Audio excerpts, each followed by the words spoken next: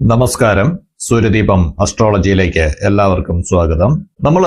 എല്ലാവരും കുങ്കുമവും ചന്ദനവും ഭസ്മവും എല്ലാം ചാർത്തുന്നവരാണ്. ഇത് ചാർത്തുമ്പോൾ നമ്മൾ ശ്രദ്ധിക്കേണ്ട ചില കാര്യങ്ങളുണ്ട്. ഇത് എന്തിനാണ് ചാർത്തുന്നത്, എങ്ങനെയാണ് ചാർത്തുന്നത് എന്നൊക്കെയാണ് ഇവിടെ പറയുന്നത്. ചില കുങ്കുമവും ചന്ദനവും ഭസ്മവും ഒക്കെ ചാർത്തുന്നതിന് പ്രത്യേക ഉദ്ദേശങ്ങളുണ്ട്. നമുക്ക് ചില കാര്യങ്ങളൊക്കെ സാധിച്ചു കിട്ടുന്നതിന് വേണ്ടിയിട്ടൊക്കെ നമുക്കിങ്ങനെ ചാർത്താവുന്നതാണ്. ആദ്യം ഇതെന്താണെന്നും ഇതെങ്ങനെയാണ് ചാർത്തേണ്ടതെന്നും ഇതിന്റെ ഓരോന്നിന്റെയും സവിശേഷതകളുമാണ് നമ്മളിവിടെ പറയുന്നത്. അതിനു മുമ്പായിട്ട് നമ്മുടെ ചാനൽ ഇതുവരെ സബ്സ്ക്രൈബ് ചെയ്തിട്ടില്ലെങ്കിൽ സബ്സ്ക്രൈബ് ചെയ്യുക. കൂടാതെ വീഡിയോയ്ക്ക് ലൈക്ക് ചെയ്യാൻ മറക്കരുത്. മറ്റൊരു അറിയിപ്പുണ്ട്. നമ്മുടെ പൂജയിലുള്ള പ്രാർത്ഥനയിൽ നിങ്ങളെ ഉൾപ്പെടുത്തണമെന്നുണ്ടെങ്കിൽ നിങ്ങളുടെ പേര്, നക്ഷത്രം, ജന്മവർഷം, തീയതി എന്നിവ കമന്റ് ബോക്സിൽ രേഖപ്പെടുത്തുക. തീർച്ചയായിട്ടും പ്രാർത്ഥനയിൽ ഉൾപ്പെടുത്തുന്നതായിരിക്കും.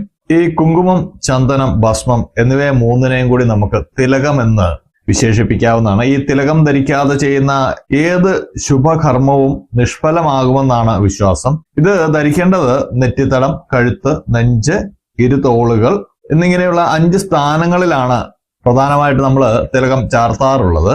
ശരീരത്തിലെ ഒട്ടുമിക്ക ആധാരങ്ങളും പ്രവർത്തിക്കുന്ന നാസികയ്ക്ക് മുകളിൽ ഇരുപുരികങ്ങൾക്കും ഇടയിലുള്ള സ്ഥാനത്താണ് കൃത്യമായി തിലകം ചാർത്തുന്നതാണ് ഉത്തമം. ഇവിടെ തിലകം തൊടുന്നത് കൊണ്ട് ദേവാത്മകമായിട്ടുള്ള ഒരു ചൈതന്യം നമ്മളിലേക്ക് ഉണർത്താൻ ഇത് പര്യാപ്തമാകുന്നതാണ്.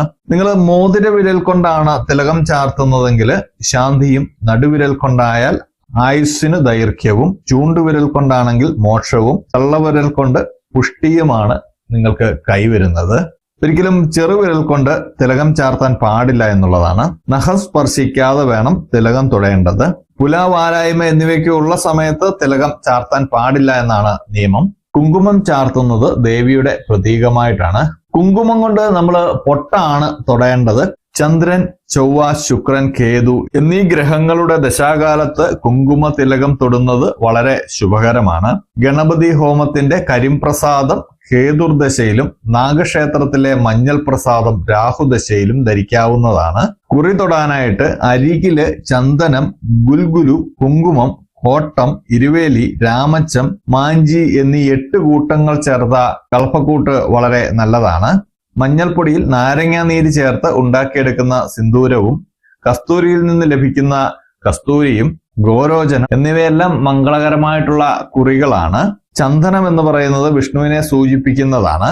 ചന്ദനം സ്വാത്വികവും ശീതഗുണവുമാണ് നമ്മൾക്ക് തരുന്നത്. വ്യാഴത്തിന്റെയും ബുധന്റെയും ദശാകാലങ്ങളിൽ നിത്യവും അഷ്ടാക്ഷര മന്ത്ര ജപത്തോടെ ചന്ദനം തൊടുന്നത് വളരെ ഉത്തമമാണ്.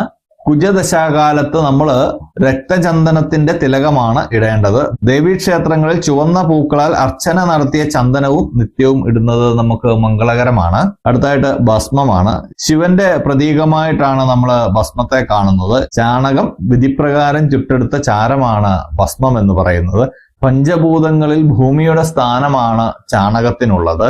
ഈ ഭസ്മധാരണത്തിലൂടെ ദുഷ്ടശക്തികൾ, ബാധകൾ, പ്രേതപിശാചുകൾ എന്നിവയെ അകറ്റി നിർത്താൻ കഴിയുന്നതാണ്. രാവിലെ ജലത്തിൽ കുഴച്ചും ഉച്ചയ്ക്ക് ചന്ദനം ചേർത്തും വൈകിട്ട് ഉണങ്ങിയ ഭസ്മവുമാണ് ധരിക്കേണ്ടത്. ആദിത്യ ദശാകാലങ്ങളിലും ശനി ദശാകാലങ്ങളിലും 7.5 ശനി, കണ്ടകശനി എന്നിവയിലുമൊക്കെ നിത്യവും വൈകിട്ട് പഞ്ചാക്ഷര മന്ത്രം ജപിച്ച് ഭസ്മം ധരിക്കുന്നത് വളരെ ഉത്തമമാണ്. അപ്പോൾ തിലകം ചാർത്തുന്ന ഇങ്ങനെയുള്ള കാര്യങ്ങൾക്കൊക്കെ വേണ്ടിയാണ്. അപ്പോൾ ഇതുപോലെയുള്ള അറിവുകൾക്കും വിശേഷങ്ങൾക്കുമായിട്ട് എൻ്റെ ചാനൽ സബ്സ്ക്രൈബ് ചെയ്യുക. ഇനിയും മറ്റൊരു വീഡിയോയുമായിട്ട് നമുക്ക് വീണ്ടും കാണാം. നന്ദി, നമസ്കാരം.